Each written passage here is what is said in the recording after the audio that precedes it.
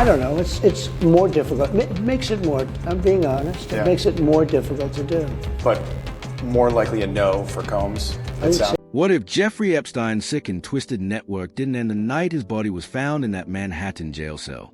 And what if hip-hop titan Sean Diddy Combs wasn't just brushing up against that darkness, but was buried right in the middle of it? For years, conspiracy whispers stayed tucked in backrooms and internet rabbit holes, but now they are crashing into the spotlight with the weight of federal warrants and vaults of unspoken sins. The parallels between Epstein and Diddy aren't just unsettling, they feel almost scripted. Two men of immense power, two empires fueled by secrecy and seduction, two trails littered with victims, scandals, and underground nights where rules didn't bend. They vanished completely. Think about it. We've all heard the trigger words before: Epstein Island, freak-offs, client lists, blackmail tapes. But what if these aren't isolated nightmares? What if they are just different scenes from the same twisted story?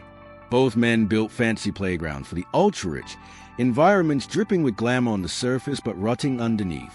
Behind the velvet ropes and glass towers, the public shine masked something far darker: coercion, control, and leverage. In Epstein's world, it was the infamous Little Black Book and hidden cameras watching every room at Little St. James. In Diddy's orbit, the rumors point to a different kind of blackmail vault, a digital dungeon crammed with footage from his most infamous parties. Secret recordings said to be made in Los Angeles, Miami, and the Bahamas. Both accused in high-profile scandals, both convinced they were being unfairly targeted, and both using the media to frame themselves as victims. But then everything shifted. Diddy was denied bail. After that, Trump came out and said that he once got along with Diddy very well, but that he was leaning towards not pardoning Diddy because Diddy was, quote, very hostile to him during the time that Trump was running. Places where A-listers stepped into the night and left their inhibitions, and maybe their safety, at the door.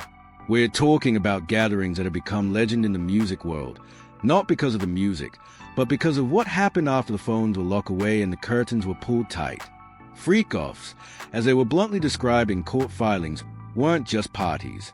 They were multi-day marathons of excess, captured from camera angles no one knew existed, except whoever controlled the tapes.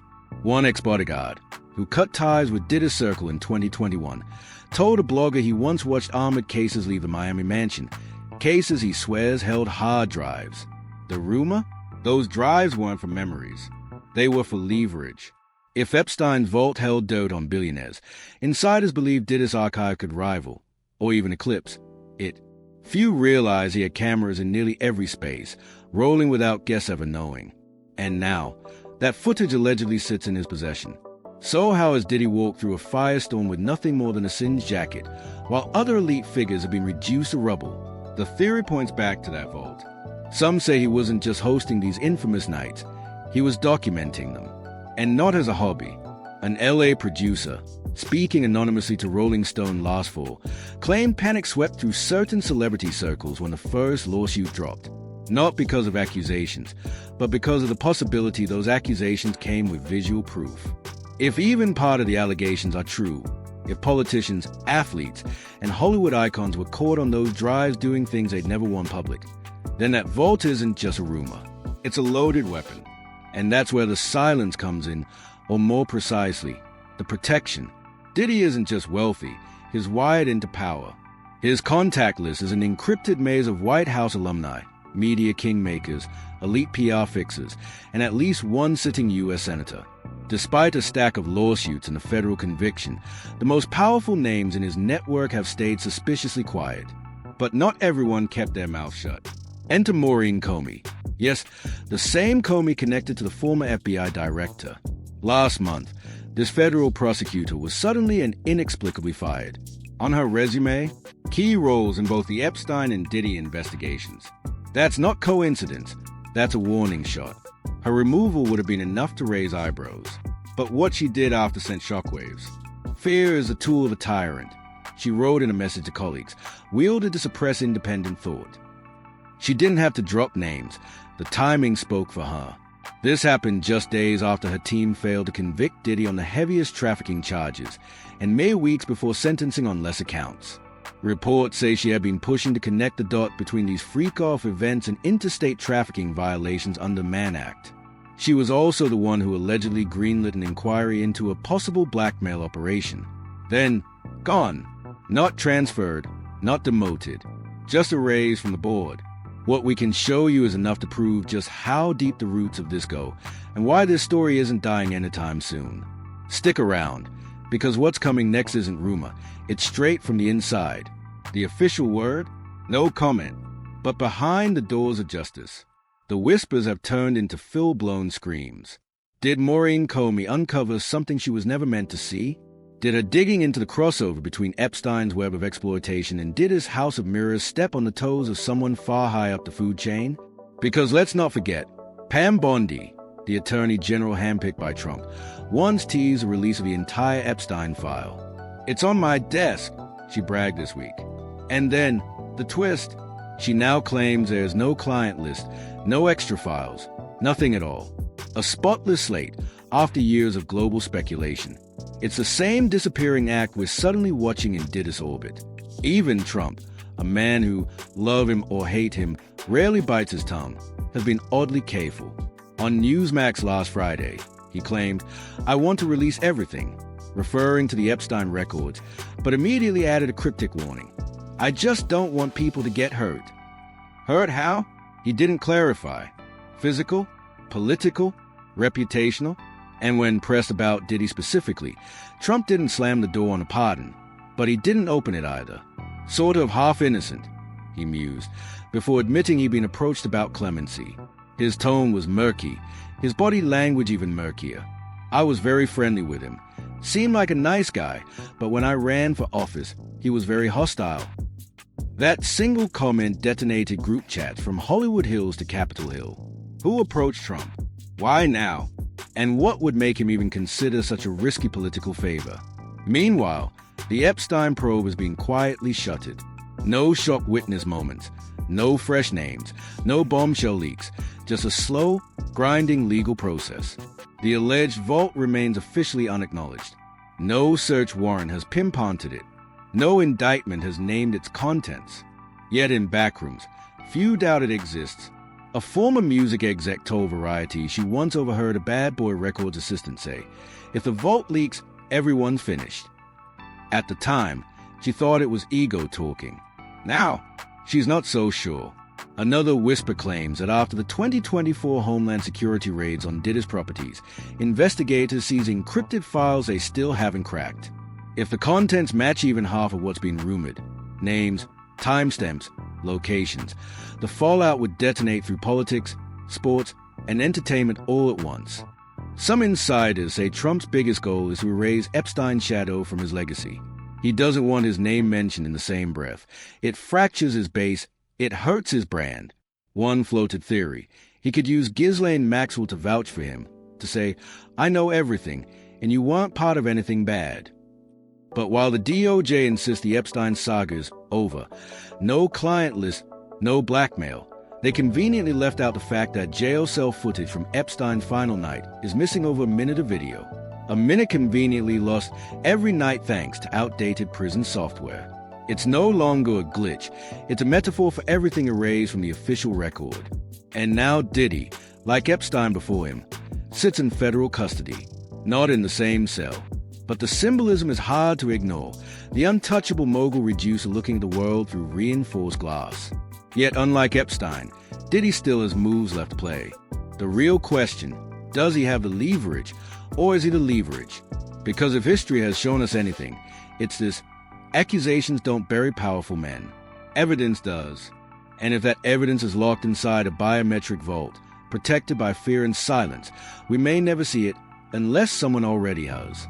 Which leaves one last question hanging in the air. Why does Donald Trump keep tiptoeing around Diddy's name like it's radioactive? Here's a man who handed out pardons like party favors. Yet when asked directly about Sean Combs, all he could muster was that sort of half-innocent line, followed by, "It makes it more difficult to do." Difficult because of politics? Because of personal history? Or because of something sitting on one of those hard drives? Or difficult because there's something in that vault with his name on it? Trump once partied with Diddy, grinned for cameras, traded compliments, all on the public record. But in the age of weaponized footage and prosecutors with long memories, yesterday's admiration can turn into tomorrow's ammunition.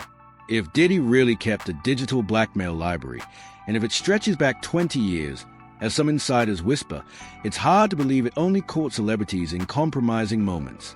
The whispers suggest moguls, billionaires, foreign officials, people whose reputations are built on secrecy. And the theory is darker still. These weren't just decadent parties. They were sets, chessboards, every freak-off staged like a production, lit like a music video, with hidden cameras and perfect angles. Guests allegedly didn't know they were being filmed, not until it was too late. By then, the footage had become leverage, a currency. Someone wants a famous singer to stay quiet. Here's the price. Someone like Tommy X, a mega movie star, happily married, who allegedly spent one night in a back room with 3 men. There's the tape. Pay, or it comes out. According to those who claim to have seen the system up close, that was a real business model. Not music, not parties, but power. Insurance policies written in pixels. This is what made the Epstein files so feared. Not just the act themselves, but the potential fallout. If Diddy borrowed that playbook, or was, expanded it, then the vault isn't a smoking gun, it's a nuclear briefcase.